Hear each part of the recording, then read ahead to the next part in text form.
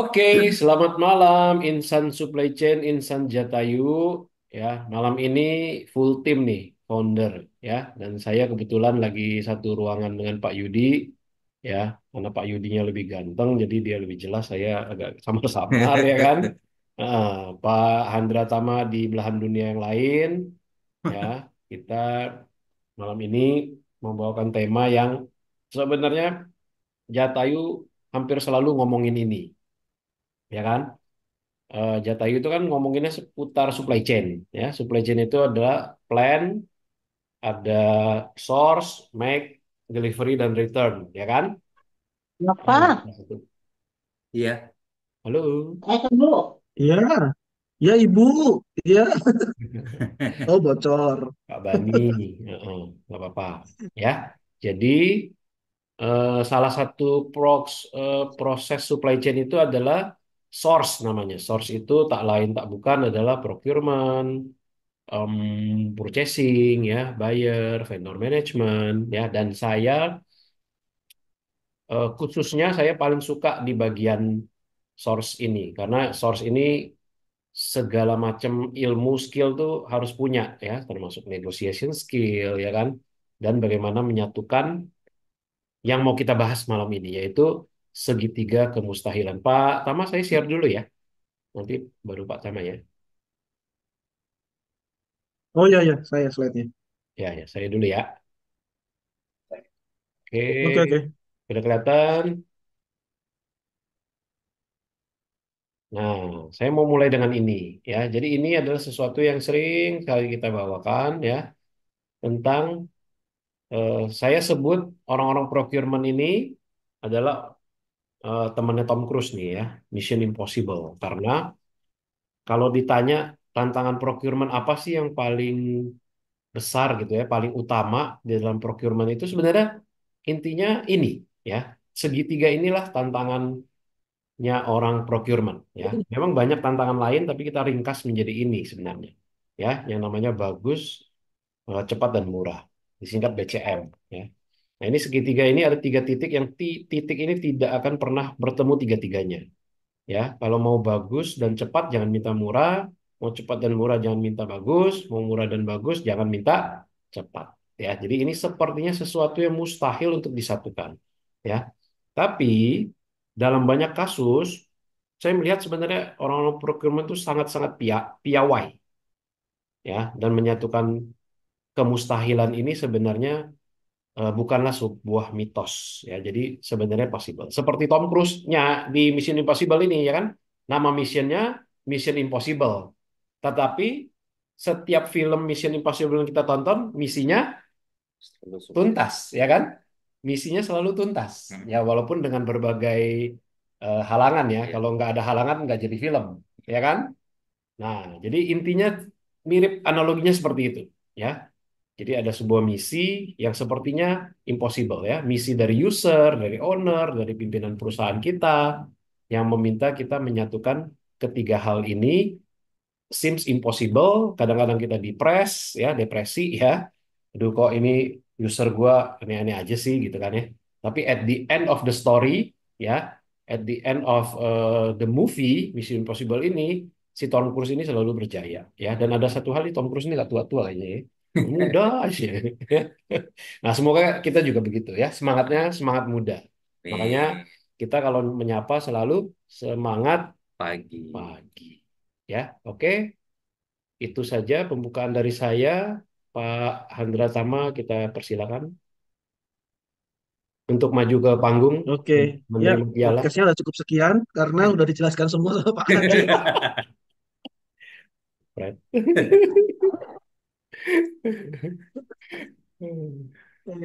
Izin share screen ya teman-teman semuanya. Belum di ini ya? Oh, Udah, sebentar. oh udah, co-host. Udah, silakan.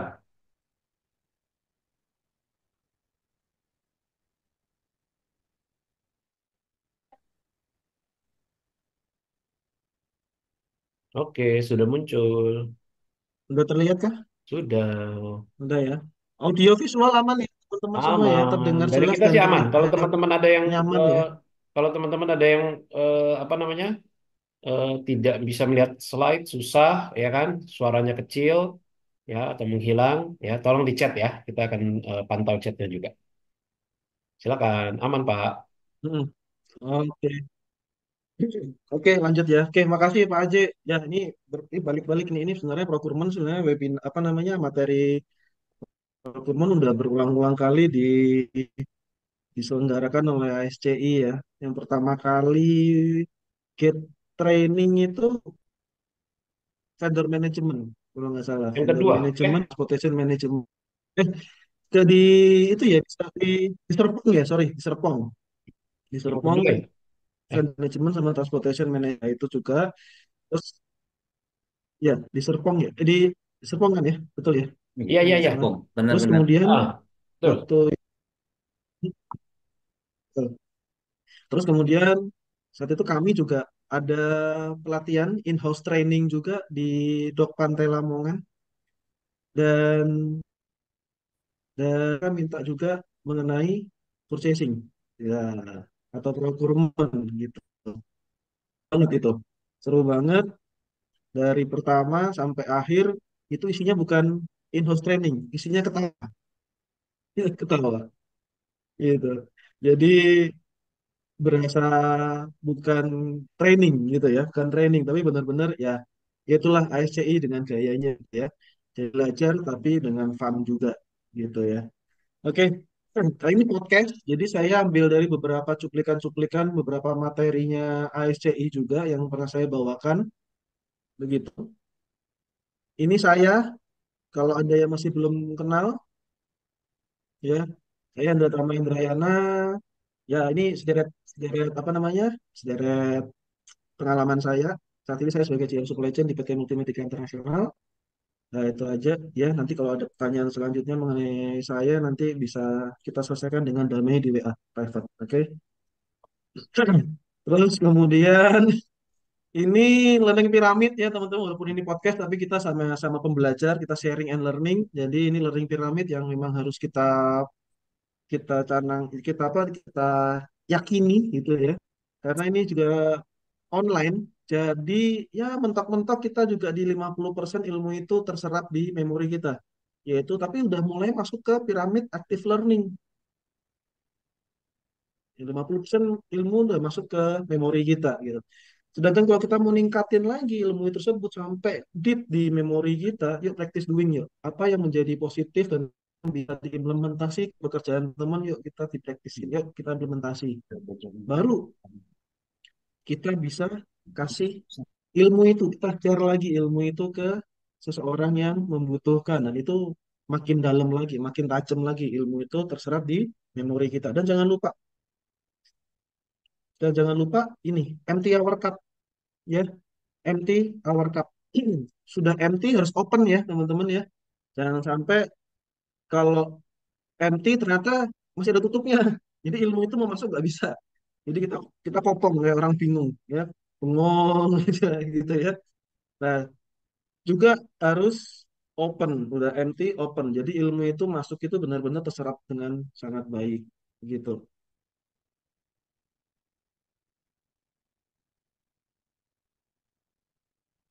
Ya, weh. Oke. Eh, saya mau itu dulu deh karena ini podcast ya kita lebih ke arah ya lebih ke arah enjoy aja kita ngobrol santai gitu ya, ngobrol santai. Yuk, kalau udah ngomongin purchasing, procurement, pasti ngomongin ini efektif dan efisien. Ini saya selalu ngomongin dulu nih, karena masih ada yang kok bolak-bolak nih. Nah, sama ada yang bisa beda ini dan efisien. Yuk, volunteer yuk, teman-teman yuk, efektif dan efisien. Apa sih itu efektif dan apa itu efisien? Ayo, ayo, open mic yuk. Kalau podcast itu ya, mungkin kita bikin aturan Pak di Aceh. Kalau podcast dilarang chat gitu ya, harus open mic. Nah, itu namanya podcast masa ngechat gitu kan? Itu ya harus ya. Ayo, teman-teman, Setuju. teman-teman, halo. Ada yang masih kebolak-balik, efektif sama efisien, atau masih bingung bedanya apa? dan produktif kalau bisa. Ayo, Anda bisa? Halo, ini kayaknya podcast kita cuma bertiga doang deh kayaknya Pak Aceh, Pak. Nomor satu jawab tuh Nan, nomor satu Nan. Nomor satu yang mana? Nggak ada angkanya, Om. Enggak tadi yang chat nomor satu, teman-teman nomor satu tuh, harusnya tahu, lebih paham lah. Ya, ya. Ibu Gimana Ruth Mas silakan. Galih? Apa efektif ya? Efektif. Efektif apa Mas Galih? Saya nomor dua kan Nan, Hah? saya kan ke chatnya dua, bukan orang procurement. Oh, nomor dua ya. Izin Pak, Oh mau ya, jawab iya, Pak, iya. boleh Pak? Berarti nggak itu ya? Ibu Ruth Oh iya, tadi, iya. Siapa Pak? Ibu Siapa Ruth Pak? tadi Pepe. sempat resen. Oh, Raisen. Oh, iya, Ibu Tut. Oke, oh iya, ini sukses. Burut nih. Wah, harusnya yang podcast ini Burut nih, jangan saya. Enggak ada. Saya masih junior. Halo Pak. Halo. Tepat. Ya, Nah, efektif itu apa ya? Tepat. Efektif itu tepat sasaran. Efisien itu tepat guna atau terbalik ya malahan. Efisien itu berkaitan dengan cost. masih Kalau bingung ya. efektif itu Masih bingung kebalik dengan balik cara ya. yang tepat gitu. Bener nggak? Oke, tepat apa? Efektif? Efektif itu berarti tepat guna. Kan misalnya Tepat guna, apa efektif. membunuh tikus nggak mungkin pakai bom gitu kan, cukup pakai lem tikus atau Oh, racun oh, tikus gitu. itu apa itu? Efektif Itu ya? efektif. Oke, kalau efisien, Ibu? Hmm. Burut? Efisien tepat sasaran. Berkaitan dengan cost tapi juga. Jadi costnya efisien atau enggak? Berkaitan dengan cost. Hmm. Waduh, efisien adalah costnya yang efisien. Aduh, jadi bingung. Cost. Efisien itu apa ya? Costnya juga seminimal mungkin untuk mendapatkan hasil semaksimal Oh, mungkin. costnya seminimal mungkin. Baik, baik, baik. Baik. Ya, amin. Izin Pak. Makasih ya, Burut ya. Izin Pak. Kalau menurut saya Oh ya, pribadi ya, pada hasil yang sesuai dan terukur ya. Sementara kalau efisien itu fokus pada sekali Pak. Yang ideal harus sesuai dengan SOP. Jadi antara efektif itu fokus pada hasil, kemudian efisien itu fokus pada kalau fokus pada proses sumber daya mungkin Pak, ya kalau kita ngomongin supply chain Pak. Itu versi saya Pak. Kalau produktif apa, Pak Syafiq Putra? Maaf Pak, gimana Pak? Produktif apa ya? Kalau apa Pak? Maaf Pak. Produktif. Kalau Oke, produktif, kalau untuk produktif itu Pak, itu lebih ke arah bagaimana pekerjaan itu eh, jalan sustain Pak. Jadi itu menghasilkan menghasilkan sesuatu yang masih berhubungan sama pekerjaan utama. Misalnya kalau contoh simpel Pak, gimana? produktif kalau menurut saya ketika dalam ketika dalam jam kerja itu memang sebelum jam break itu memang kita fokus kerja aja Pak, nggak ada waktu untuk ngobrol-ngobrol. Jadi enggak, tadi itu contoh Hmm. kecil produktif Pak. Oh, memanfaatkan waktu. Berarti kan memanfaatkan sumber daya. Bukannya tadi ngomongnya itu efisien ya? Ya betul Pak. Memang sih kalau Halo. saya, kalau menurut saya sih produktif dan efisien itu memang Pak. Tapi memang gimana ya Pak? Saya Mungkin tuh dibantu suka itu, elaborasiin Pak. Mas. Membuat orang pusing, Mas. Saya masih awam banget dengan hal begini Pak. Oke, oke, aman, aman, aman. Ya, kita happy aja ya. Kita belajar. Karena ini benar-benar fondasi istilah benar-benar gitu ya. Benar-benar kita harus pahami dulu. Jadi pada saat nanti kita ngomong, kita jangan kebolak-balik gitu ya. Oh, kamu nggak efisien. Oh, tapi sebenarnya itu konteksnya lebih ke efektif gitu. oh kamu nggak produktif loh. Padahal itu konteksnya harusnya ke efisien gitu. Nah, itu yang agak nanti jadi blunder sendiri ke tim tim kita, rekan kerja kita, atasan atau bahkan ke subordinat kita gitu ya. Oke, ada yang bisa unmute lagi? Satu lagi deh ngobrolnya. Apa? Boy, Pak. Oke, Halo. ya, Mas Boy. Ya, Pak. Woi, Oke. mantap. Suara saya lumayan jelas, Pak. Halo. Suara sih jelas, kayaknya sinyal saya yang bermasalah di sini. Jadi mungkin saya yang putus-putus. Tapi nggak apa, silakan Mas, Mas Boy. Ya, oke. Ini pas saya sih, Pak. Nggak boleh malu-maluin. Jadi, saya coba nggak boleh malu-malu, tapi bolehlah malu-maluin gitu ya, Pak ya. Jadi mau izin jawab nih, Pak. Menurut menurut versi versi yang saya ketahui, efektif efektif itu eh, hal yang benar untuk mencapai tujuan. Lalu Hmm, dan terus? itu melakukan hal yang benar sehingga tidak ada pemborosan. Oke, Selanjutnya udah ngomongin untuk pemborosan dulu tadi, berarti efisien ya. mm-mm. Kalau produktif ya melakukan hal hal yang benar eh, dengan benar sehingga hasilnya optimal. Oh, lakukan hal yang benar, hasilnya optimal. Oke, sip, sip. Oke, oke.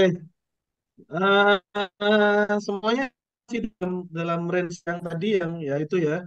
Mungkin ada sedikit yang sesuai, ada sedikit yang agak kelempar-lempar nih, muter-muter gitu ya. Oke, saya Oke, coba Pak, thank you, coba Pak. ilustrasikan ya. Harusnya sih waktu itu.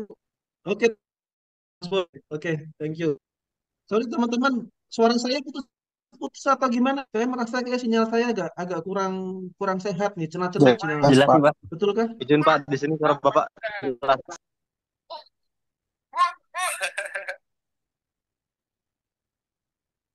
Oke ya.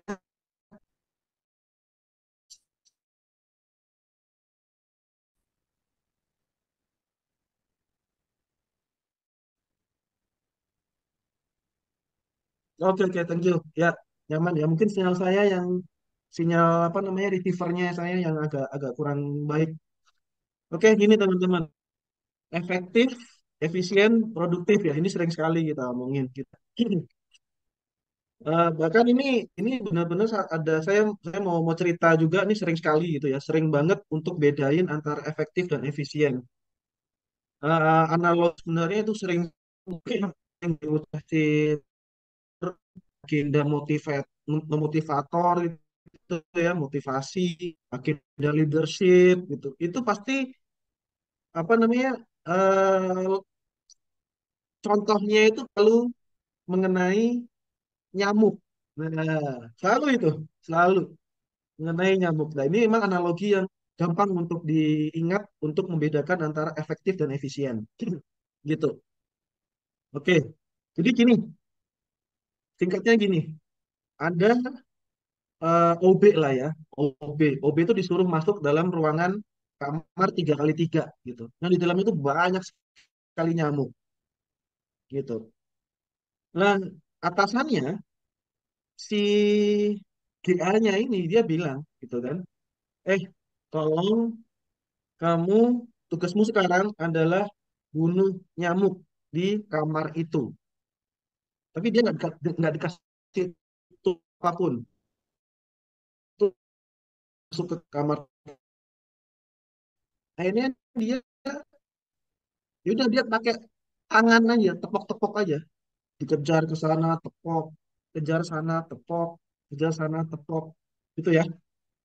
Bayangin tuh, kalau kita melihat efektif Pak.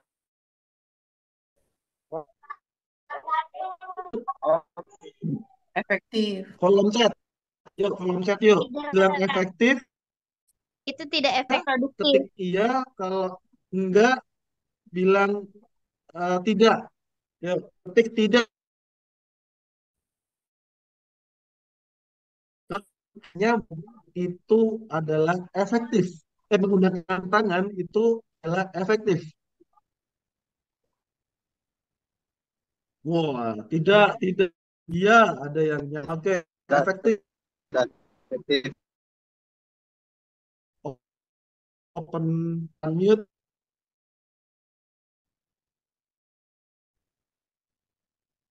Ketik, ketik ya. Oke, tapi produk, woi, beda lagi nih. Oke, oke. Ya, ya, ya.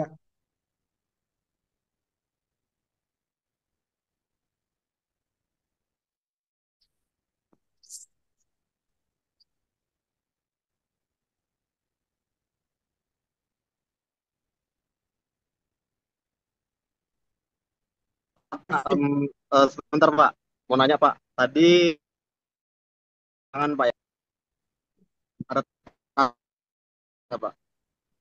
Berapa lama Pak?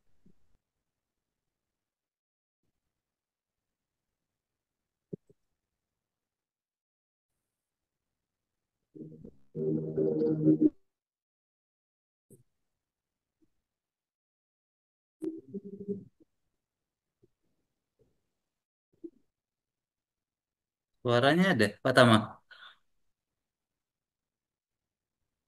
Halo, halo, Nah, ini ada. halo. Ya, Oke, suaranya oke. ya, ya. Masih terdengar kah? Iya, kedengaran.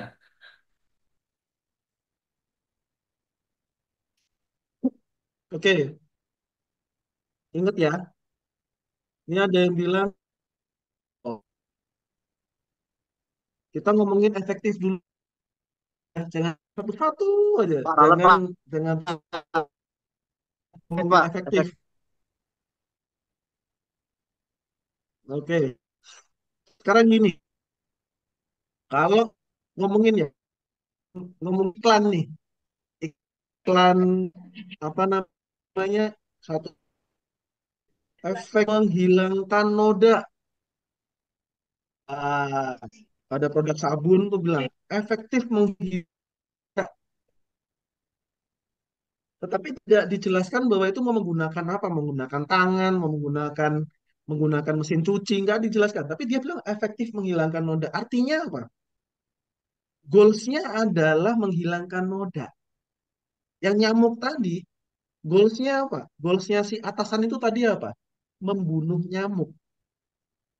Walaupun toolsnya itu menggunakan tangan, pada saat nyamuk itu kena, nyamuknya mati nggak? Mati, Pak. Mati ya? Mati kalau Berarti kena, Pak. artinya apa? Goalsnya kecapai nggak? Nah, tunggu dulu, tunggu dulu. Kita ngomong efektif dulu. Kita Oh Mati, ngomong iya. Pak. efektif dulu. Mati, Kita Pak. ngomongin Tujuannya efektif dulu. tercapai. Jawab pertanyaan saya secara beruntun. Saya ingin teman-teman ikutin jalur saya. Biar teman-teman biar nggak kok bolak-bolak. Ya, strukturnya efektif dulu nih. Nah, ini yang membuat, karena kita udah langsung jump to conclusion gitu. Step by step dulu. Dan saya goals dari atasannya sang OB membunuh nyamuk. Betul ya? Bunuh nyamuk Pak. Betul. Kalau nyamuk itu, kalau nyamuk itu mati nggak? Mati, Pak. Mati. Mati itu. Berarti goalsnya kecapai nggak? Capek Pak. Kecapai. Kita ngomong dulu ya, kecapai. Berarti kalau udah kecapai goalsnya, berarti artinya apa? Efektif nggak? Efektif Pak. Efektif, Pak. Benar. Efektif.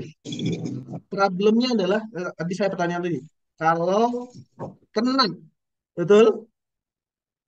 Betul Pak. Kalau Tapi kena. ini lihat, kalau kena, gitu. Karena kita lihat, banyak yang kena atau banyak yang nggak kena, gitu. Kan benar. Dia harus lari dulu ke sana. Lari ke sana, tepok. Lari ke sana, tepok. Lari ke sana, tepok. Kita bahas satu lagi. Kalau kayak gitu, efisien nggak? lari ke sana, lari ke sini, tepok sana, tepok sini, tangannya Enggak. merah Ya Pak, gitu. memegang Apa? waktu selanjutnya. Nah, Closing Ya, time, Pak. Pak. sudah mulai kelihatan perbedaan antara efektif dan efisien. Nah, bisa Pak. Nah, Udah. udah ya, mulai kelihatan ya. Oke, saya kasih satu perbandingan lagi. Tidak efisien memberikan si OB itu raket nyamuk. Tahu kan raket nyamuk elektrik? Tahu ya? Iya paham. Pertanyaannya, efektif nggak dalam membunuh nyamuk? Efektif. Oke, Pak. Efektif ya? Efektif Pak. Belum. Mati. Go gosong tuh. Go gosong. Iya. Nah, pertanyaannya, efisien Apa sih nggak? tetap belum? Efisien Pak. Ya. Efisien. Tidak Kalau Pak. udah ngomongin efisien, berarti sudah ngomongin perbandingan, teman-teman. Lebih dilengkapkan lagi, bilang ini, lebih efisien daripada tanpa menggunakan tools apapun. Lebih efisien daripada ngomongin efisien, berarti ada sumber daya si OB ini itu yang diminimalisir. Dia nggak perlu lari-lari ngejar-ngejar. Karena jangkauan raketnya itu lebar. Dan dia nggak perlu tangannya sampai panas. Kan? Tenaganya berkurang yang dibutuhkan untuk ngejar goals tadi. Goalsnya sama, efektivitasnya sama. Tetapi secara efisiensinya ternyata lebih efisien daripada menggunakan tangan. Udah mulai kelihatan ya perbedaannya. Udah ngomongin efisien, itu udah mulai perbandingan nih. Gitu. Contoh nalarnya lagi. Enak nih akan pesawat menggunakan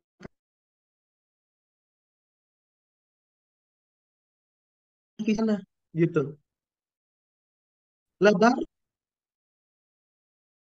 keluarkan apa saja waktu, uang, apalagi ya tiga itu dulu deh.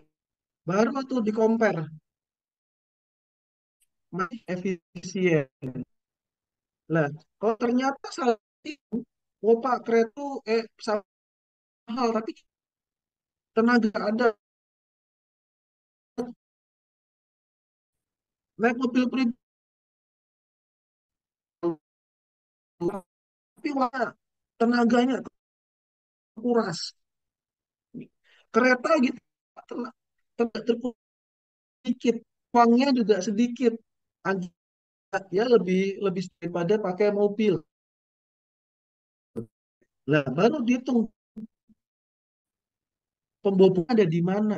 Kita mau ngejar itu, minimize tenaga, atau kita minimize uang atau rupiahnya. Lah itu pembobotan di situ. Kita mau prioritinya yang mana? Skala prioritinya yang mana yang mau kita tekankan di sana? Karena efisien itu semua sumber daya yang terlibat di sana. Nah, ini trade off, tarik ulur. Kita mau pembobotan yang gedenya di mana? Karena goals kita tujuannya buat apa? Jadi efisien itu belum tentu yang terkait dengan uang. Tetapi ada pembobotan yang lebih ke, oh saya lebih ngejar waktu. Mau uang berapa, saya ngejarnya waktu. Jadi pembobotan waktunya lebih tinggi. Nah itu ngomongin efisien. Nah, kalau mau agak singkatnya, itu seperti ini teman-teman. Kita masih belum ngomongin purchasing ya. Yang pertama produktif. Produktif itu kali adalah in work output. Outputnya baru terus gede. Kalau bisa melebihi dari capacity yang ada. Capacity standar. Outputnya gede. Itu produktif. Teman-teman bisa analogikan seperti ini. Teman-teman ketemu sama teman-teman SMP. Reuni. Gitu. Ketemu sama teman SMP. Ternyata pas saya udah lama nggak ketemu 15 tahun. Pas reuni. Ternyata anaknya 5. Kalimat yang tepat apa? Wah, kamu efisien sekali ya, anaknya 5. Cocok nggak kata-kata itu? 5. Tapi ngomong kamu keren sekali. Nggak cocok. Ya, Kurang. nggak cocok. Pasti ngomongnya apa? Kamu produktif sekali, anaknya 5. Kan gitu, produktif. Karena anaknya 5 banyak. Artinya apa? Dia besar. Kalau teman lihat nih, anaknya yang menuju ke papan bullseye-nya tuh dia banyak gitu. Tetapi banyak juga yang melenceng. Tuh, banyak tuh. Banyak melenceng. Sumber daya yang dimiliki itu juga besar. Waktunya besar, uangnya besar. Tapi lihat bandingannya dengan efektif. Efektif lihat tadi, goals-nya dulu kecapai nggak? Sumber dayanya nanti terserah. Waktunya tinggi, tenaganya besar, uangnya banyak. Yang penting kecapai dulu. Kata yang tepat adalah fokus, goals. Kalau efektif. Ini contohnya yang analogi yang tepat adalah sniper. Itu butuh benar-benar yang agak lama dari pegang ke tangan, handgun. Dia butuh waktu karena dia headshot. Sekali tembak mati musuhnya. Headshot. Jadi dia harus butuh waktu yang tepat. Kemudian, oh dia ukur semuanya, anginnya gimana, senjatanya dia gimana, senjatanya udah paling canggih karena jaraknya itu sampai sekian kilo gitu ya, jaraknya dia dengan si musuh tadi. Tapi sekali tembak, udah tepat sasaran. Dia Nah, efisien itu apa? Efisien itu benar-benar mengoptimalkan seluruh sumber daya, bukan meminimalkan semua gitu ya. Tetap mengoptimalkan seluruh sumber daya, tetapi setelah itu ada setidaknya yang tetap sampai sporadis kayak si produktif ini lihat. Ada beberapa tuh yang kelempar gitu ya. Dikit, tapi ada juga yang kecapai gitu. Secara output juga nggak sebanyak produktif tadi nih, banyak nih. Nah, produktif utamanya output yang besar. Efektif adalah goals atau target. Efisien adalah daya. Oke ya, sudah mulai paham ya? Ada yang masih belum paham? Sama. Oke, mantap. Oke, jadi jangan kebulak-balik ya. Oke, saya lanjut. Saya lanjut ke kita udah mulai nanti ngomongin procurement ya, purchasing lah. Tapi saya mau lihat dulu, mau beritahu dulu bahwa eksistensi procurement tuh ada di mana sih di dalam konteks supply chain gitu. Kalau ngomongin supply chain, itu pasti kenal yang namanya SCOR, Supply Chain Operation Reference. Nah, di situ 5, plan, source, make, deliver, and return.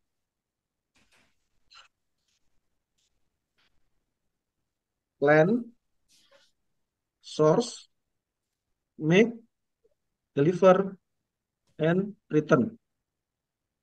Ada 5. Menurut teman-teman, purchasing, procurement, buy management, export management, misalkan ya, itu masuk dalam poin yang mana? Dalam cakup plan, source, make, deliver, atau return.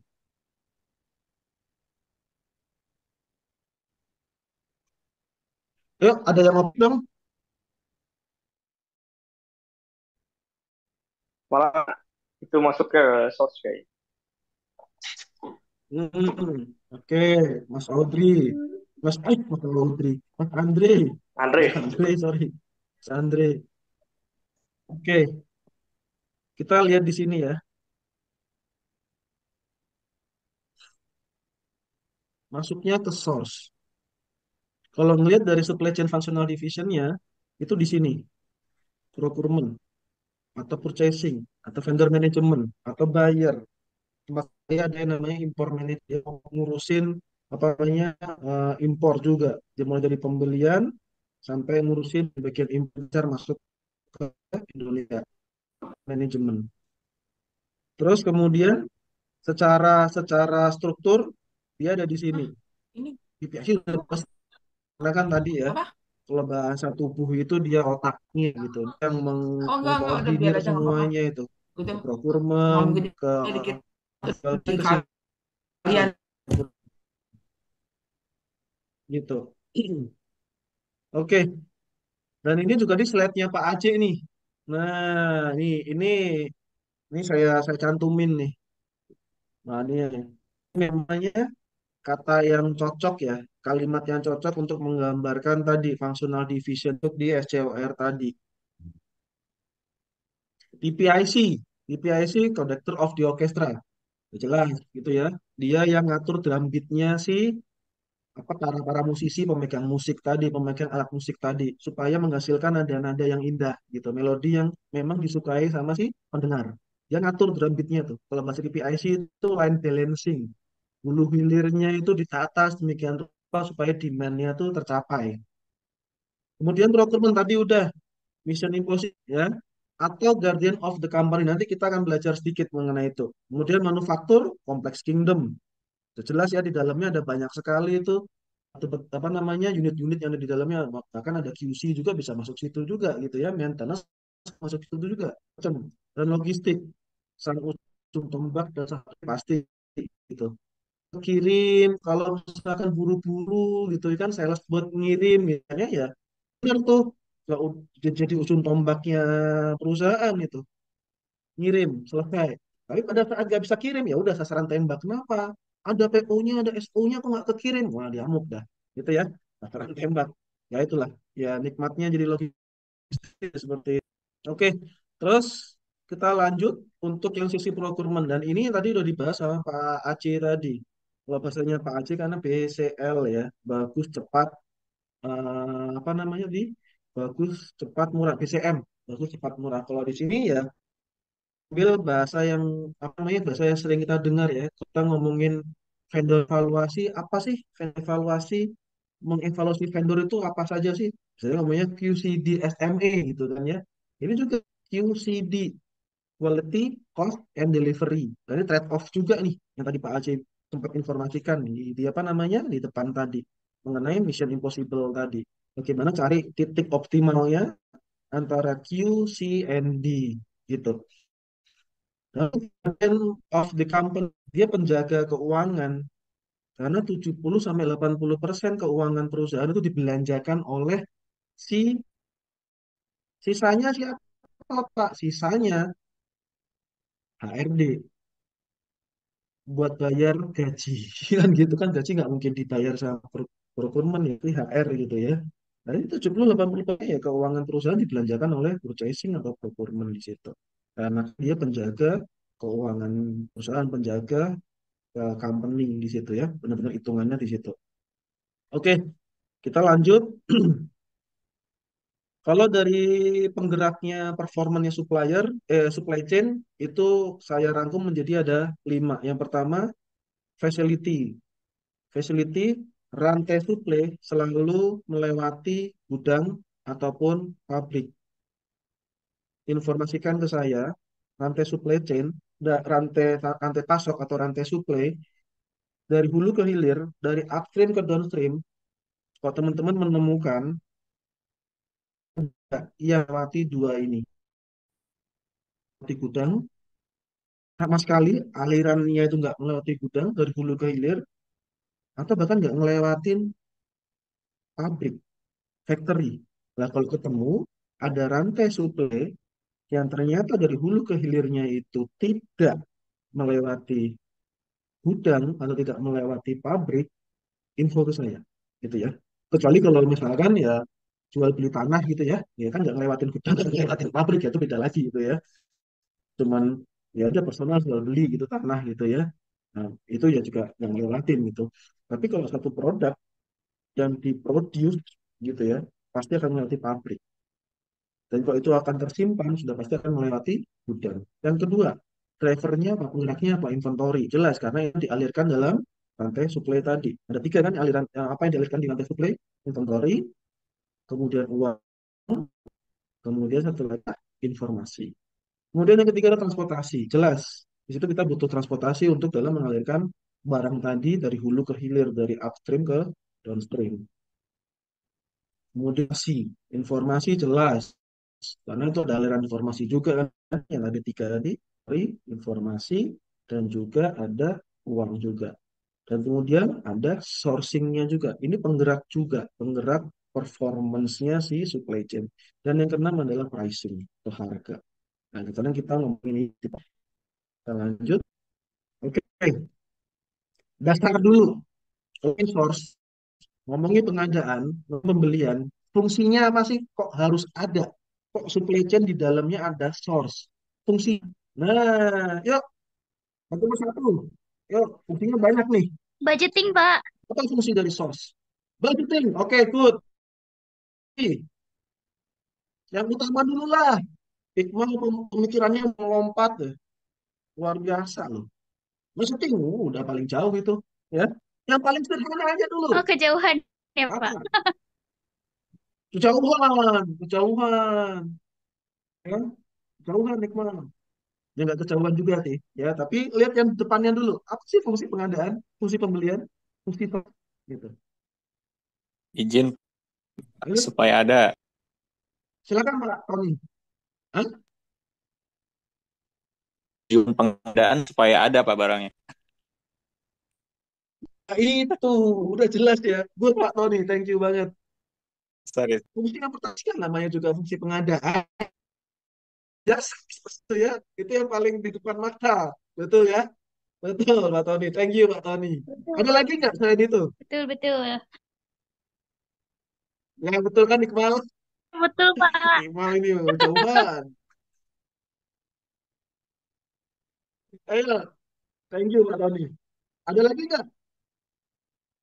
Pendekatan lagi setelah ada address apa?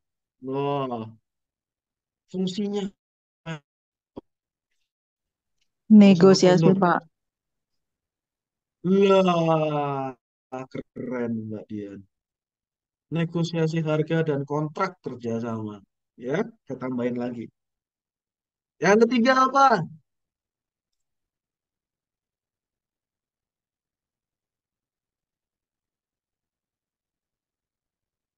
Udah. Apakah fungsinya cuma dua? Di sini kosong loh nih. Ini masih kosong nih. Lagi nih. Kurang lebih ada 9 lagi di sini. Aduh, wah ternyata. Tadi yang menjawab tadi pertanyaan Pak Aziz, yang purchasing nomor satu. Nah, yang menjawab nomor satu,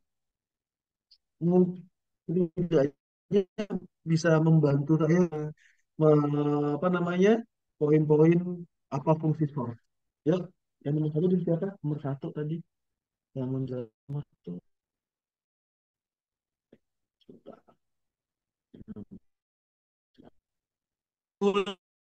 Puji satu purchasing atau procurement kan functional jobnya sekarang apa itu fungsi source Mbak Yuliza?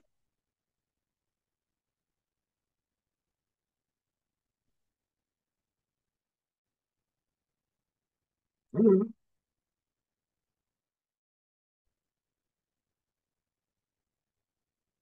Halo. Wah,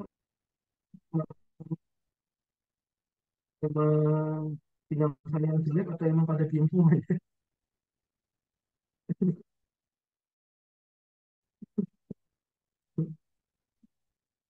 Ini kalau yang open cam Pak Dugi Sonata deh. Thank you Pak Dugi udah open cam. Suaranya, Pak. Pak Dugi,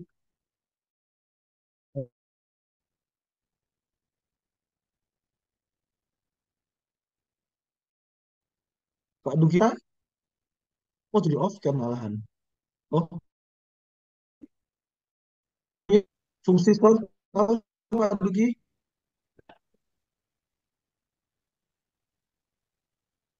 Ya, Pak. Halo, Pak.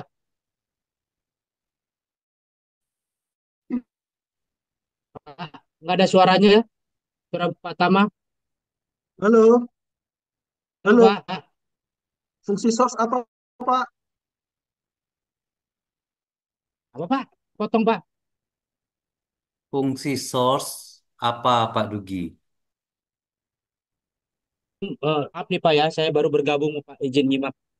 Sumber Oke. ya Pak, maksudnya sumber untuk sumber-sumber pengadaan gitu Pak, untuk seperti raw material gitu. Ya, fungsinya apa, Pak? Fungsi pengadaan apa, Pak? Oh, pengadaan, pengadaan buat ini Pak, sama produksi pengadaan.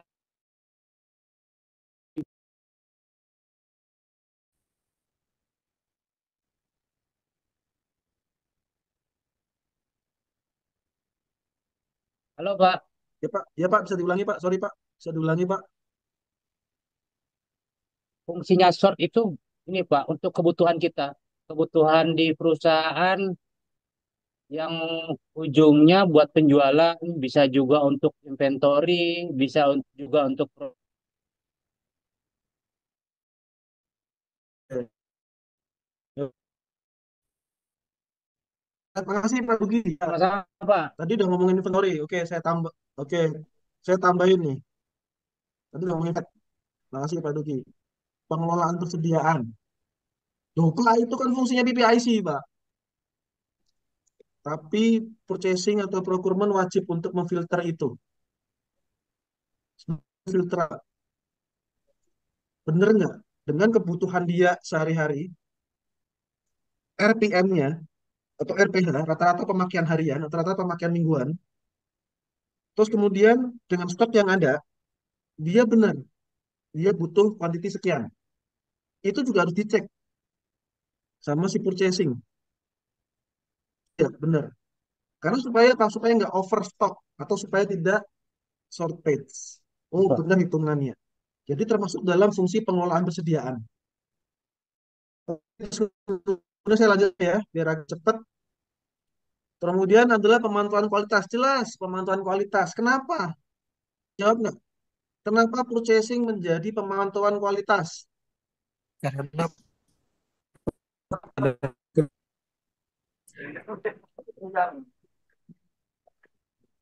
Ya, halo, Mas Andre. Sorry, Mas Andre. ya karena Bisa diulangi, Mas? menentukan kualitas baik buruknya suatu produk, Pak. Oke, saya agak Bu- ya. Kualitas, apa? Bukan purchasing, bukan procurement. Kok kena purchasing atau procurement sebagai pemantauan kualitas? Kenapa? Nah, Identifikasi. ya. Kemudian, silakan Bu. Mungkin dari saya Pak, identifikasi dari kualitas bahan baku dan filter penentuan vendor Pak yang berkualitas. oke, oke, Mbak, Mbak Dian, thank you. Mungkin sebagai jawaban juga. Oke, thank you, Mbak Dian. Value-nya Kenapa? dari value-nya Pak, kualitas dari kualitas ya yang tadi kata si Ibu Dian, nah, dari kualitas barangnya juga, dari vendornya juga, mungkin dari segi harga juga mungkin Pak. Atau mungkin hari ini Oke, Pak, misalkan ya, ada perjanjian dengan buyer, misalkan kita udah ada perjanjian tahun, mau nanti barangnya naik atau turun, itu bisa jaga tuh, Pak. oke, oke, Pak Dugi. Ya, Pak Firdaus, ada tambahan? Nah, dia menambahkan biasanya kalau misalkan untuk purchasing ini kenapa pemantauan kualitas satu pasti Pak untuk penghematan biaya dan juga penghematan waktu Pak.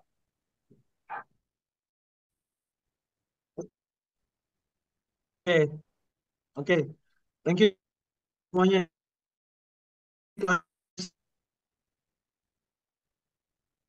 Itu muncul karena ada apa, teman? Tiba PO itu muncul PO ada itu muncul permintaan karena dari ada kita, Pak.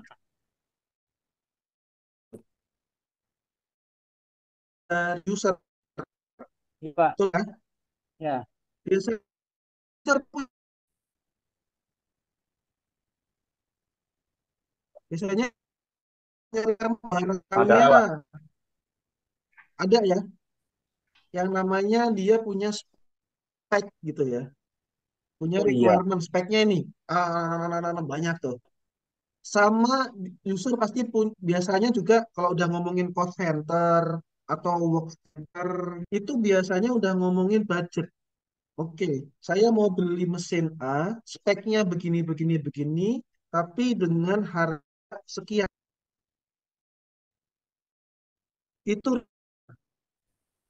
ada kewajiban si purchasing atau procurement untuk memenuhi requirement tersebut. Fungsi kualitas ini gitu. Dipantau apakah kualitasnya sesuai dengan requirement user. Di situ teman-teman. Pada saat ngomong berarti harus punya standarnya dulu. Standar kualitasnya seperti apa? Kita kualitas secara value-nya semua dicek standar user. Jadi makanya dipantau. Setelah dipantau, baru kita ada aktivitas apa yang tadi bilang. Vendornya juga harus berkontak. Nah, baru tuh hambat ke proses yang lain. Setidaknya kita tahu basicnya apa? Basic requirement. Makanya harus ada pemantauan kualitas di sana. Oke ya, semoga jelas. Kita lanjut. Nomor berikutnya adalah ya manajemen resiko. Karena di situ ada resiko rantai pasoknya seperti apa. Terus supaya nggak supaya nggak over gitu ya. Secara benar-benar meminimalisasi resiko. Kemudian ada inovasi dan improvement. Ya, ini semuanya ya. Semua fungsi pasti ada ini, inovasi dan improvement. Jadi makanya purchasing itu jangan berleha-leha karena merasa tidak perlu ada improvement. Cukup dengan mengenai harga. Oh, harga saya udah turun, Pak. Dari kemarin 100 menjadi 90. Ya turun lah, memang secara indeks bahan bakunya juga turun. Ya itu mah bukan improvement. Memang ikutin harga pasar ya, itu beda lagi ya, beda lagi ceritanya. Jadi jangan merasa bahwa dia sudah melakukan improvement tapi ternyata indeks harga bahan bakunya turun. Ini nggak bisa begitu gitu. Pak saya udah improvement Pak, sekian juta Pak. Pas diteliti ternyata rate dolarnya turun. Nah, ya, kan improvement itu memang takdirnya kita memang dapat harga segitu karena memang rate-nya turun. Nah, nanti itu udah lebih ke arah vendor management gitu ya. Pengelolaan hubungan dengan pemasok. Saya jujur aja saya lebih suka menggunakan kata pemasok daripada vendor ataupun supplier karena masih ada kubu bahwa vendor itu seperti ini, supplier itu artinya begini. Lebih baik kita ngomongin aja pemasok, selesai gitu ya. Oke, pengelolaan hubungan dengan pemasok. Makanya pada saat di awal itu namanya adalah SRM, Supplier Relationship Management. Jadi sudah dari awal supply chain itu muncul bersamaan dengan adanya evolusi ERP dari MRP 2 ke ERP itu sudah mulai ngomongin upstream, yaitu bagian hulu ya kan source-nya tadi. Langsung dicanangkan bahwa SRM harus SRM, Supplier Relationship Management yang sekarang sudah menjadi transformasi menjadi vendor management gitu ya. Fungsinya itu. Jadi benar-benar kita menganggap bahwa yes memang customer adalah raja, tetapi supplier itu bukan pembantu kan gitu ya. Bukan pembantu tapi supplier karena customer raja masa iya supplier pembantu kan enggak. Supplier adalah business partner. Nah, bahasanya udah begitu. Terus kemudian berikutnya adalah kepatuhan hukum dan etika. Itu udah pasti secara comply-nya bagaimana K3-nya, ISO-nya, apakah memang seperti itu. Dan yang termasuk efisiensi biaya. Ujungnya ke sini semua gitu ya. Tapi kita menjadikan fokus ke sana. Ujung karena apa? Kalau sudah fokus, sudah benar-benar ngomongin efisiensi, tapi yang lebih fokus ke biaya, saya khawatirnya purchasingnya menjadi apa ya? Lebih baik ngurangin harga walaupun kualitasnya juga turun. Nah, itu bahaya. Itu yang bahaya teman-teman ya. Jangan sampai terjadi. Oke, kita lanjut. Nanti pertanyaan di belakang. Oke, banyak yang ngomong Pak, strategic procurement itu apa ya? Kalau menurut saya, jawabannya cuma dua ini. Strategic procurement itu terdiri dari dua cakupan besar, yaitu purchasing secara operationnya dan vendor management itu secara bisnisnya. Oke ya, ada dua. Secara bisnis dan secara operation. Yang ini harus terkait secara paralel berjalan, terkait, makanya menjadi strategic procurement-nya. Yaitu secara operation yang kita namakan purchasing dan secara bisnis itu yang kita namakan vendor management. Vendor management nanti kita akan ada lagi ngomongin vendor management, nanti kita akan ngomongin lebih ke arah procurement. Jadi 4 minggu, kemungkinan insya Allah ya 4 minggu kita ngomongin procurement. Narasumbernya siapa? Narasumbernya adalah narasumber yang benar-benar gitu ya. Dan udah cewek, wah menang. Wih, pinker pula. Wah, udah. Pokoknya nantikan aja. Vendor management kalau dari sisi saya, itu house of vendor management seperti ini. Ya kalau kalian teman-teman cari di jurnal-jurnal nggak ada, karena ini memang berdasarkan pengalaman saya aja gitu ya. Jadi kalau mau ngomongin house of ya, house of TPM, house of TQM, house of apa namanya vendor management, selalu ada 3 bagian.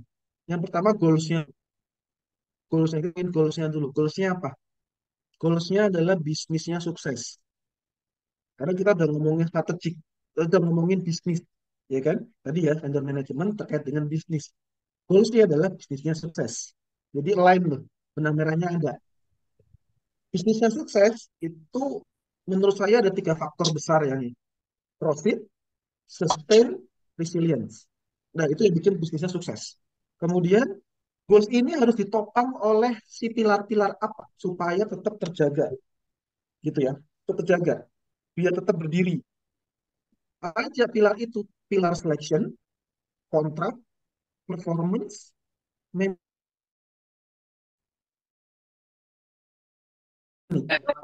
harus supaya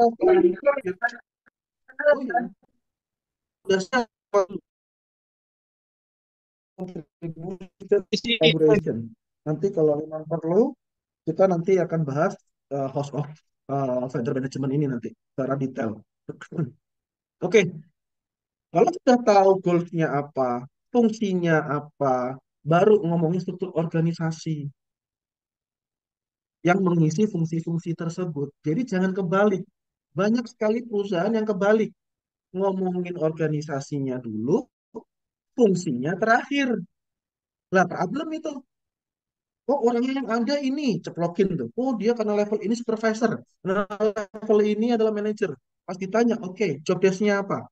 Bingung. Oh iya, ini job desk-nya apa ya? Fungsinya apa ya? Wah, repot. Jadi susun dulu goals-nya apa, fungsinya apa, baru struktur organisasinya.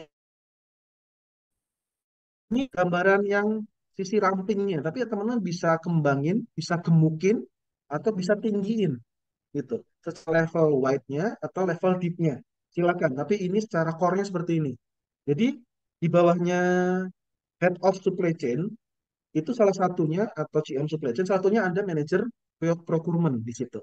Itu procurement. Di bawahnya ada 3. Ini juga yang saya terapkan di perusahaan saya.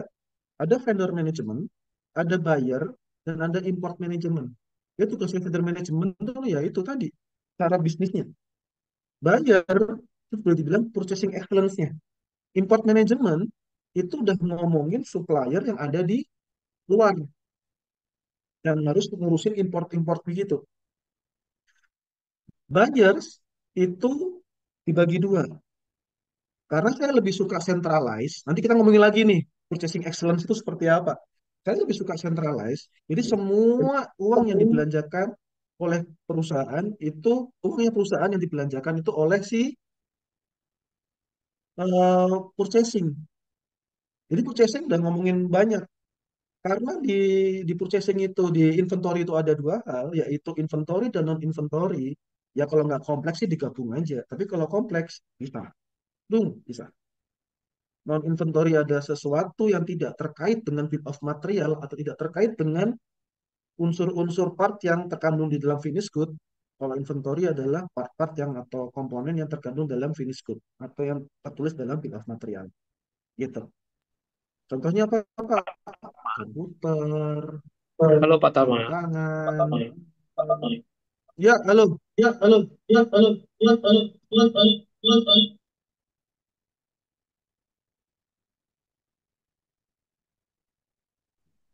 Halo. Ya, Pak Aceh. Kalau udah begini nih, tandanya waktunya berfoto nih Pak Tama. Oh, oke. Ya, ya, ya, ya. Pas banget. Ayo, saya stop share dulu. Kasih aja nih teman-teman. Ya, ini saya cuman mengingatkan bahwa ya udahlah kita nggak usah ngomongin vendor itu supplier itu apa banyak sekali ya banyak sekali perbedaan-perbedaan saya nggak ingin apa namanya memperpanjang mempertebal gap bagi kubu pengertian ini dan kubu pengertian yang lain gitu tapi tetap aja ya dia penyedia barang atau jasa gitu aja atau pemasok sedangkan pengelolaan vendornya itu kita namakan vendor management yang tadi ya dengan ada pilar apa namanya ada house of vendor management tadi. Oke. Terus dari House of Vendor Management ini terlihat bahwa pilar-pilar ini memang benar-benar butuh dikuatkan, dikuatkan karena ini benar-benar pilar-pilar yang penting gitu ya. Seperti pilarnya TPM yang ada 8 gitu ya. Nah, ini juga sama, House of TPM ini sama ada pilar-pilar jasinya apa? Itu kalau TPM. Tapi kalau vendor management itu pilarnya apa? Yang 5 ini, selection, contract, performance, managing risk, dan partnership fondasinya ya 5 ini tadi untuk menjaga supaya pilar ini nggak goyang juga gitu. Saya akan kumpulkan jadi salah satu satu item yang mungkin semoga bisa berguna buat teman-teman. Seperti ini.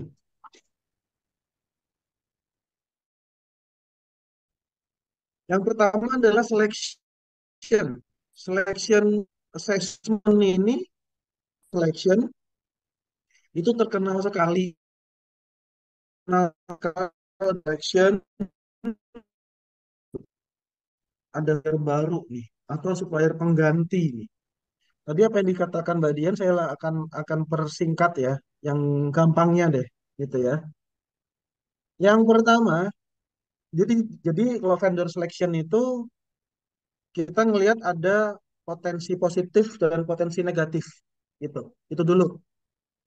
Potensi positifnya apa? Yang tadi Mbak Dian katakan di situ. Ada new product muncul di situ, ya. Ada new product di situ atau jasa baru atau produk baru, gitu. Terus isu potensi positif yang lagi adalah produknya sama, tapi ternyata increase quantity. Kita punya demand yang ternyata lebih besar dari sebelumnya. Yang mana secara capacity supplier itu ternyata nggak udah bener-bener kita mau berdayakan, dia udah nggak cukup. Jadi mau nggak mau kita harus cari suppliernya lagi. Yang awalnya satu kaki atau awalnya dua kaki, kita mau tambahin nih. Jadi tiga kaki, gitu, tiga vendor, tiga pemasok. Nah, itu udah mulai cari lagi tuh. Ada proses supplier selection di situ. Kemudian potensi negatifnya apa? Potensi negatif terjadinya supplier selection itu tadi Mbak Dian udah nyebutin antara dua tadi apa tuh dua-dua ya ya kontrak baru gitu. Tapi saya lebih yang potensi negatifnya adalah ada poor performance di situ. Tapi ingat ya, kalau saya ngomongin poor performance berarti dari kedua belah pihak, yaitu pihak si vendor dan pihak kita sendiri. Kenapa? Kita ngomongin pihak vendor dulu. Ya kalau pihak vendor poor performance artinya apa? Evaluasinya jelek. Ya secara singkat mungkin tadi ya QC di SNA. Quality-nya jelek. Kemudian cost-nya juga mahal. Delivery-nya sering telat. Responnya juga melambat gitu ya. Terus juga nggak comply juga. Ada penurunan gitu. Dari awal kita berbisnis dengan baik. Ternyata selama perjalanan kontrak dia jelek. Nah, itu yang potensi negatif, performance dari sisi supplier. Tapi juga ada juga yang poor performance dari sisi kita sendiri. Biasanya kalau performance dari sisi kita, itu ada di sisi pembayaran. Telat bayar kita ke supplier. Yang akhirnya apa? Si supplier itu melakukan boykot. Wah, bahasanya berat banget nih, boykot ya. Bukan boykot sih, stop supply gitu ya. Nggak mau, gitu. Nggak mau supply lagi, gitu. Bukan boykot, kalau boykot mah kebalik ya. Nggak mau supply. Nah, itu yang jadi problem. Karena kita mungkin kita sebagai sisi customer, kita sudah melewati dari limit kreditnya si supplier tadi. Atau beberapa kali kita TOP-nya yang sudah ditentukan bersama, itu kita delay terus. Nah, akhirnya apa?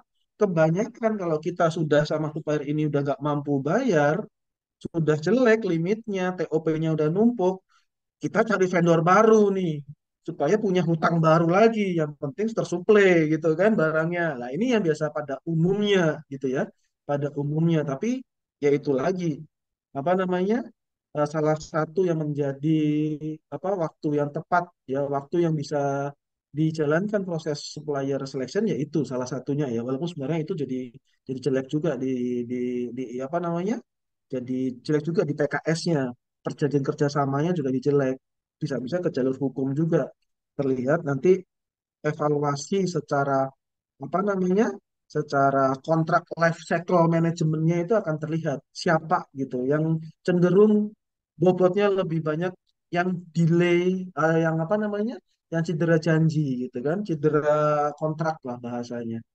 Nah, gitu. Terus kemudian potensi negatif waktu yang cocok untuk melakukan supplier selection satu lagi adalah jika supplier tersebut sudah benar-benar stop produksi. Ini bukan berarti yang tadi ya akan berbeda ya.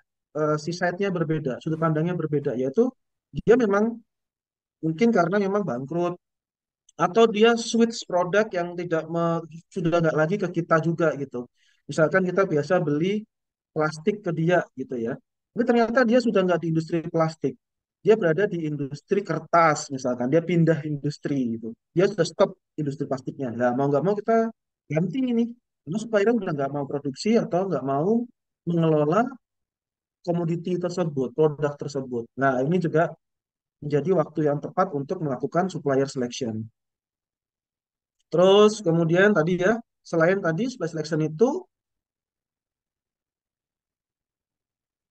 assessment, itu adalah lebih ke arah, ada yang namanya assessment, itu ada yang namanya, kalau saya di assessment, di seleksi, saya menseleksi apa vendor itu ada dua, yaitu ada dua tahap besar, yaitu secara bisnis requirement-nya sama secara relationship-nya. Jadi secara bisnisnya dulu, kalau bahasa kita nyari pasangan itu kayak bibit bebet bobot lah. Lah yang kita kenal biasanya secara standar adalah 10C atau tensi gitu ya. Tensi atau 10C. C ini karena memang ya C-nya ada 10 ya, seperti kompetensi di sini, terus kemudian kapasitinya berapa, terus kemudian adalah apa namanya, ke komitmennya ke kualitasnya bagaimana, terus kemudian konsistensi untuk performance-nya bagaimana, cost-nya apa lagi, nah, cash and finance-nya itu kan bibit-bibit bobot ya, keuangannya dia bagaimana, komunikasinya dia bagaimana, control of internal process-nya atau enggak, CSR-nya, dan culture-nya. Kadang-kadang culture ini juga jadi salah satu malah bobot terbesar. Misalnya ya, kayak pada umumnya ya, perusahaan Jepang biasanya nyari supplier yang memang ada culture Jepang juga yang cocok gitu ya. Pasti gitu. Perusahaan Jepang sudah pasti dia akan memprioritaskan ya udah perusahaan yang sama-sama Jepang. Apalagi yang perusahaan Jepang dia sudah bisa Toyota Production System, ya sudah pasti dia akan cari supplier yang sudah menerapkan TPS juga gitu. Culture sudah sama gitu. Bahkan TPS itu juga secara apa namanya, bisnis proses, internal proses, komitmen to quality itu juga udah terinclude di sana. Nah, itu udah menjadi salah satu bisnis requirement yang sudah cocok gitu. Terus yang kedua adalah relationship secara relationship requirement. Jadi requirement secara relationship atau hubungan. Berarti artinya pada saat nanti itu secara proses berjalan itu kira-kira poin-poin apa saja yang harus kita butuhkan requirement ke si supplier. Misalkan kualitinya gimana. Tetap ujung-ujungnya adalah percabangan dari tensi ini tadi. Kualitinya bagaimana, terus kemudian cost-nya bagaimana, TOP-nya gimana, delivery-nya bagaimana, responsiveness-nya, inovasinya, improvement, dan sebagainya. Begitu. Terus kemudian yang kedua adalah, tadi ya kita ngomongin ada pilar namanya kontrak di situ ya. Kontrak. Nah, kalau teman-teman bisa pernah menjalankan proses kontrak dengan supplier, ada yang namanya kontrak life cycle management. Jadi pertama inisiasinya dulu, propose-nya dulu. Setelah itu tulis, authoring. Tulis apa saja yang memang klausa-klausa yang secara apa namanya, secara kontrak itu mau kita bangun gitu, relationship-nya. Ada masalah jenis barangnya apa, harganya bagaimana, forecast-nya ada atau enggak, lama kontraknya mau berapa, pembayaran atau POP-nya bagaimana, terus cara pengiriman dan penyerahan barangnya bagaimana, hak kewajiban antar pihak itu supplier dengan customer bagaimana, garansi supplier ada atau enggak, kalau kami terjadi one prestasi bagaimana, kalau memang terjadi terus penyelesaian sengketanya bagaimana. Ya ini pasal-pasal yang umumnya seperti itu. Nanti juga ada pasal-pasal yang kalau misalkan kayak tempatnya Mbak Dian. Tempat Mbak Dian itu lebih ke arah alat kesehatan. Jadi kontraknya itu bisa jadi dengan dengan rumah sakit, tetapi kita suplainya ke para distributornya rumah sakit tadi atau apa namanya cabangnya atau anak-anak usahanya. Nah itu kita cantumkan juga kita deliverynya kemana. Oh ke ini ke A ke si B ke si B. Jadi benar-benar cakupannya memang globalnya adalah misalkan grup rumah sakit A gitu ya. Tapi grup rumah sakit A itu punya rumah sakit di kota ini, mereka di kota ini, kota ini, kota ini. Nah, itu. Tapi kita kontraknya dengan grupnya. Nah, tapi kita suplainya ke operating company-nya itu sendiri atau ke anak usahanya tadi itu. Kemudian kalau sudah ngomongin kontrak sudah berjalan, ya akhirnya ya kita butuh yang namanya evaluasi, yaitu performance. Ya yang biasanya kita ngomong ya khusus di SME itu ya. Tapi kalau saya ada quality di sini, ada cost, ada delivery, di sini ada tanda compliance gitu ya. Kadang-kadang saya juga butuh supir dari supplier itu pada saat datang itu benar-benar kondisi yang benar-benar APD-nya terpakai. Dia harus pakai helm, pakai safety vest, pakai safety shoes. Bahkan mungkin ada beberapa perusahaan yang mengharuskan si supir, si supplier itu menggunakan safety, apa namanya, hand glove gitu ya, apapun itu, atau bahkan goggles gitu ya, safety apa kacamata itu, apapun itu. Nah itu masuk compliance juga. Terus kemudian dari sisi responsif, lah selama kontrak berjalan, itu sisi responnya supplier seperti apa? Kalau misalkan ada kendala, terus kemudian kita mau minta misalkan, oh PO-nya kita tambahin nih additional PO, itu nanti bisa terdeliver nggak di bulan yang sama, atau sesuai dengan delivery due date yang sudah disepakati.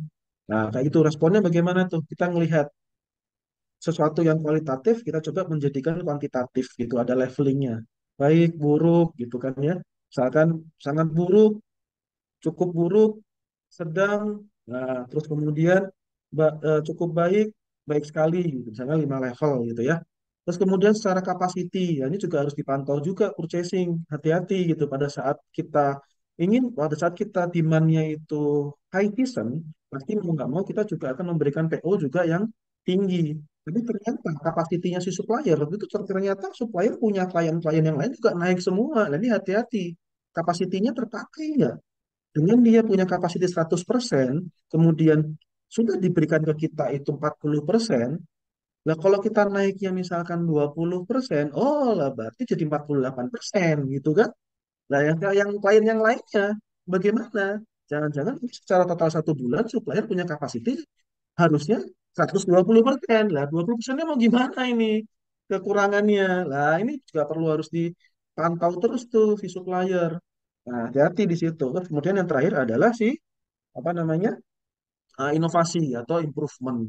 Nah, ini juga perlu dilihat lagi apakah si supplier ini punya ide-ide yang improvement dari sisi efisiensinya, mungkin pengirimannya. Oh ya Pak, saya bisa Pak turunin harga transportasi kosnya. Tapi tapi saya minta seminggu 2 kali. Saya nggak bisa sehari tiap hari. Jadi saya bisa barengin dengan klien yang lain satu mobil itu bisa banyak multi customer. Jadi nanti akan mampir ke tempat bapak dulu atau bagaimana. Nah itu nanti akan menurunkan cost. Oh, improvementnya seperti itu. Nah poin-poin kayak begitu yang memang harus kita evaluasi. Jadi sekali lagi, please jangan cuman QCD selesai gitu. Udah gitu nggak ada pembobotan. Quality bobotnya mau berapa? Costnya mau bobotnya berapa? Namanya evaluasi juga harus ada pembobotan. Oh, kualitinya bobot pertama paling paling tinggi. Dari 100%, quality itu 30% bobotnya. Cost itu sekian persen. Total semua gitu. Nah, baru itu kita mengevaluasi sesuai dengan goals-nya bisnis kita, pembobotan yang sudah diselaraskan dengan goals-nya kita, baru tuh mengevaluasinya enak. Jadi supplier akan tahu prioritas pertama yang akan dia kejar secara SLA itu apa, gitu. Oke ya, teman-teman. Itu saja ini dari saya sekilas, udah ada jam 9:30. Jadi, mau kamu ada pertanyaan, silakan. Itu saja. Terima kasih saya kembalikan ke Pak Aceh dan Pak Yudi. Yang pertama, dimanapun teman-teman atau kita bekerja, integrity is number one. Itu pasti. Mau dimanapun. Mau dibilang basah, ya basah semua. Gitu. Walaupun terkenal sekali, purchasing itu tempat yang paling basah. Ya, tetap mau dimanapun, integrity is number one. Nah, satu itu. Terus kemudian dua, kalau ini terkait dengan vendor, dengan apa namanya? Dengan vendor, terus kemudian dengan customer ya, pastikan, pastikan ada kontrak bisnis yang jelas. Customer memang raja, tetapi vendor itu adalah bisnis partner. Hati-hati, udah bukan lagi zamannya supplier itu memiliki eh, hak dan kewajiban yang lebih rendah gitu ya. Tidak, kita memiliki hak dan kewajiban yang sama dengan customer gitu. Makanya lebih ke arah vendor management atau supplier relationship management. Itulah itu aja dari saya dan sekali lagi ada satu hal lagi yang menjadi konteksnya apa namanya? Tadi ya fungsi supplier tadi ngomongnya adalah pasti kalau ngomongin purchasing pasti KPI-nya adalah efisiensi gitu ya, cost lebih ke arah cost gitu ya. Tapi hati-hati sekali kalau sudah mulai fokus ke cost, jadi artinya jangan sampai membiarkan kualitas itu buruk diganti dengan biaya yang lebih rendah. Procurement udah nggak lagi ngomongin price, tetapi ngomongin value. Oke, itu dari saya Pak Aceh. Terima kasih dan buat teman-teman. Semoga bisa bermanfaat dan jika itu bermanfaat bisa diimplementasikan atau di-sharing lagi ke teman-teman yang membutuhkan. Semangat berbagi, menebar manfaat, semangat pagi. Semoga sehat dan sukses buat semuanya. Terima kasih. Wassalamualaikum warahmatullahi wabarakatuh. Waalaikumsalam warahmatullahi wabarakatuh. Waalaikumsalam Ya, warahmatullahi ini slide wabarakatuh. ini masih ada kesempatan Sama untuk di pagi. screenshot ya, karena ini merangkum semua yang menjadi tanggung jawabnya procurement ya. Oke, kita sampai ketemu lagi di minggu depan ya dengan topik yang tidak kalah menariknya ya. Thank you ya teman-teman yang stay sampai larut ya kan. Besok tetap semangat bekerja. Oke, sampai ketemu lagi. Ya, terima kasih Pak Bu.